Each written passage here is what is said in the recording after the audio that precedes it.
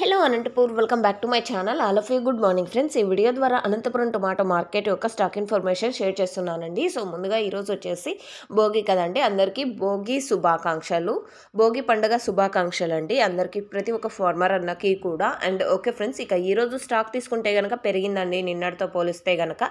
So పండగ కాబట్టి so ముందే తీసుకొచ్చేసారు అని నేను అనుకుంటున్నాను. అండ్ ఈరోజు టోటల్ టమాటా స్టాక్ 74,000 ప్లస్ బాక్సెస్ వచ్చిందండి, 74,000 ప్లస్ బాక్సెస్.